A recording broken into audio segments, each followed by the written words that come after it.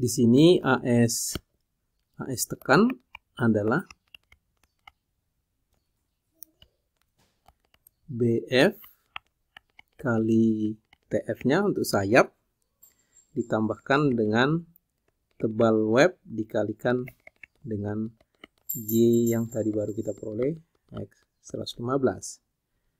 Jadi di sini 300 dikalikan 15 ditambahkan TW-nya 10 kali X 115. Kita sederhanakan menjadi seperti berikut. 3350 tambah 10X. Ya, dan CS di sini adalah 3350 tambah 10X dikalikan 240 kekuat leleh baja profil yang kita gunakan. Ya. Dalam bentuk persamaan yaitu 804.000 ditambahkan 2400X. Selanjutnya kita akan menghitung TS ya. TS adalah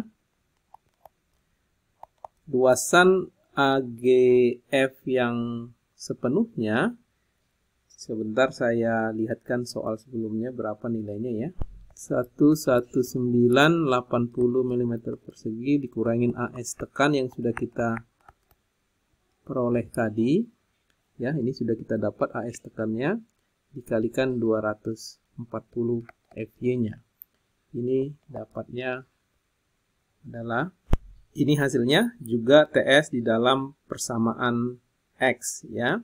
Lalu kita akan dari keempat nilai yang sudah kita peroleh tadi, kita menggunakan konsep plastik neutral axis bahwa yang gaya tekan itu akan sama dengan gaya tarik untuk mencapai keseimbangan.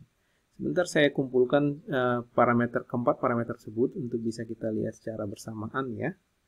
Oke, ini dia persamaan untuk mencari garis netral plastik neutral axis ya. Kita menyamakan bagian yang tertekan dengan bagian yang tertarik. Sudah 4 persamaan yang kita peroleh di sini. Ini tinggal persamaan sederhana saja dan kita akan memperoleh X-nya. Nah, sebelum kita mendapatkan hasilnya, saya mau menambahkan informasinya. Kalau ada yang tidak terlalu suka dengan ada persamaan tidak diketahui di sini, kita bisa mengasumsikan nilai X terlebih dahulu. Ya, ambil suatu nilai, lalu kita masing-masing hitung CS, CC, TS, dan TR. Sampai keduanya seimbang. Jadi kita prosesnya adalah trial and error nilai X-nya. Kalau digunakan Excel rasanya mungkin tidak terlalu menyusahkan. Kita akan mencoba-coba nilai X sampai akan diperoleh keseimbangan bagian tertekan dengan yang tertarik. Ya, itu alternatif lain dari menguraikan persamaan X seperti yang sudah saya lakukan di sini. Tapi kedua hal juga rasanya tidak akan terlalu susah persoalannya. Jadi dari sini, dari nilai ini, kita akan memperoleh nilai X yang merupakan lokasi PNA-nya dari atas beton, ya, sisi atas, dari sisi atas beton, itu nilainya sebesar 124,2 mm. Jadi maksudnya adalah ini kalau kita lihat ini jarak dari sini ke sini itu 124 mm. Apakah itu benar di dalam plat badan seperti yang kita asumsikan? Apakah dia merupakan case 3? Jadi kalau kita lihat ini concrete cover ke baja profil itu 100 ditambahkan tebal BF-nya, tebal sayapnya itu adalah 115 ke situ, berarti X-nya itu memang benar berada di plat badan ya. Ini jadi karena ini lebih besar dari concrete cover ke profil baja plus tebal flange lebih besar dari 115, berarti ini oke, case ketiga ya. Sehingga kita bisa lanjutkan dengan menghitung momennya. Di sini kita ngambil yang versi pertama, yaitu ya mengambil momen di lokasi gaya TR-nya. Itu kita sudah mendapatkan A-nya dan kita akan mendapatkan nilai MN ini ya. Kuat lentur MN dihitung menggunakan persamaan ini, dan CS dan CC dan TS bisa kita dapatkan setelah kita memasukkan nilai X yang kita peroleh tadi, sehingga di sini TS-nya kita peroleh nilainya 1773166 ya. Kemudian nilai CC-nya 1121510 dan nilai CS-nya 1102034 ya. Lalu kita memperhatikan lengan-lengan gayanya masing-masing ini. D kurang A/2 itu berapa? Misalkan ini. Dan di sini kita lihat skematiknya. Cover itu standarnya di ini 40. Tambah setengah diameter berarti tambah 16. 56. Berarti ini adalah D 500 kurang 56. Ini 444. Dan kita tahu tadi ini kalau kita udah tahu X-nya, kita tahu A-nya ya. Sehingga D kurang A/2 ini akan kita peroleh. Demikian juga geometri D1 dan D2 ini bisa kita peroleh ya dengan menggunakan profil-profil atau ukuran-ukuran yang sudah kita peroleh sebelumnya. Tentunya dengan menggunakan bantuan juga dari ketebalan atau ketinggian dari baja profil. Dan di sini kita dapatkan D kurang A/2 sebesar ini 391,2. D1 dan D2 masing-masing ini 81,9. Ini 331,9. Ini satuannya lengannya dalam milimeter dan gayanya dalam satuan Newton.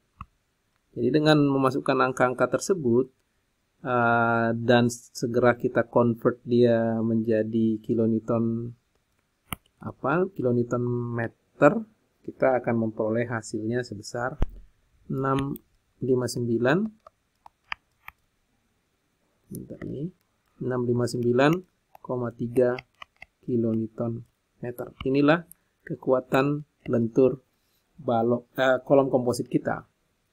Nah, di presentasi sebelumnya untuk kelengkapan saya juga menyampaikan nilai momen yang diambil di plastic neutral axis ya. Di sini bisa kita lakukan untuk ngecek apakah proses perhitungan kita benar. Sebentar saya kopikan. Ini alternatifnya mencari momen nominal dengan mengambil momen di lokasi PNA-nya ya. Sehingga ini sudah saya sampaikan nilai-nilai masing-masing gaya CS, CC, TS, dan TR, dan juga masing-masing lengannya. Dan saya tadi sudah hitungkan nilainya sama dengan yang sudah kita peroleh sebelumnya, yaitu 659,3 kilonewton. Tentunya setelah dibagi dengan 1 juta untuk kesamaan satuan ya.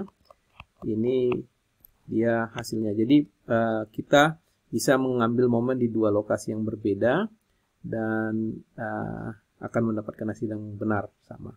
Oke. Jadi itu dia kuat lenturnya. Selanjutnya tentunya ini kuat lentur rencana kita harus mereduksi 0,9 ya. Kuat lentur rencana persyaratan LRFD ini adalah ya, VMN adalah 0,9 kali MN tersebut ya, 659,3. Ini hasilnya 593,4 kilonewton meter. Oke, selanjutnya yang mau saya sampaikan adalah ini kuat lentur rencana yang kita peroleh untuk kolom komposit kita kalau kita mengikuti prosedur analisa plastis untuk beton bertulang dan profil baja. Nah, saya ingin membandingkan nilainya ini dengan asumsi yang dilakukan di peraturan dengan menghitungnya kolom komposit sebagai kolom baja saja, ya. Alternatifnya kan kolom komposit dianggap sebagai profil baja saja. Nah, kita akan lihat seberapa jauh sih peningkatan kekuatannya kalau kita menghitungnya sebagai komposit dibandingkan dengan profil baja saja, ya. Kita tahu dari pelajaran balok baja, kalau dia plastik sempurna, ya, terjadi plastik sempurna,